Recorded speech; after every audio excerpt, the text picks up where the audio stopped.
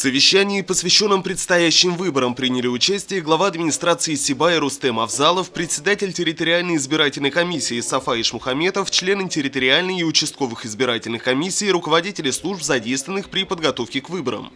Рустем Ахмедкаримович озвучил общую ситуацию с подготовкой дня голосования в Сибае, определил основные направления работы по оснащению помещений избирательных участков, содействию избирательным комиссиям в реализации их полномочий в соответствии с законодательством. На 1 января 2018 года число избирателей городского округа города Сибай составляет 43 286 человек. Из них впервые голосующие 930 избирателей, 1752 человека, избиратели, точнее, у нас свыше 80 лет по возрасту, и 8404 инвалида по различным категориям. На территории городского округа образовано 24 избирательных участка, кроме того, предусмотрены резервные пункты для голосования, это Дом молодежи «Мир», и передвижной на базе автобуса Сибайского филиала Учредительского года. На 4 участках также будут установлены комплексы обработки избирательных бюллетеней. Это в Подорском клубе «Ровесник», значит, в здании лицея «Иранды», и также на 2 участках в здании школы номер 5 и по улице Горной 55. Председатель Центральной избирательной комиссии Башкортостана Хайдар Валиев ознакомил присутствующих с ходом избирательной кампании по выборам президента России на территории республики. Он отметил новации в избирательном процессе, рассказал об административной и уголовной ответственностях за нарушениях законодательства в области избирательного права, отвел важную роль муниципальным органам власти и предприятиям в подготовке помещений избирательных комиссий и помещений для голосования.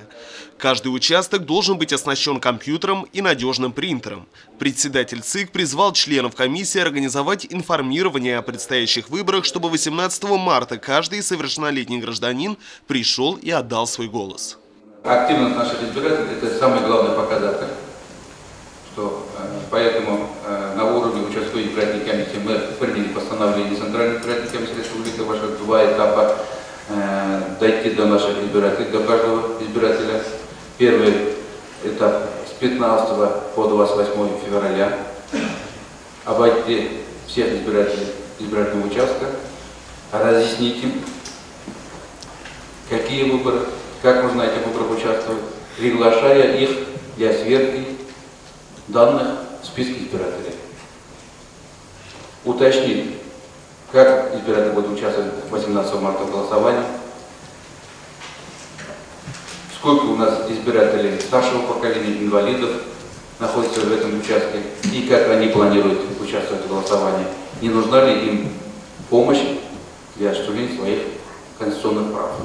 За последнее время в избирательном законодательстве произошли изменения, которые направлены на демократизацию процесса, его прозрачности, в то же время они повышают ответственность членов комиссий, организаторов выборов.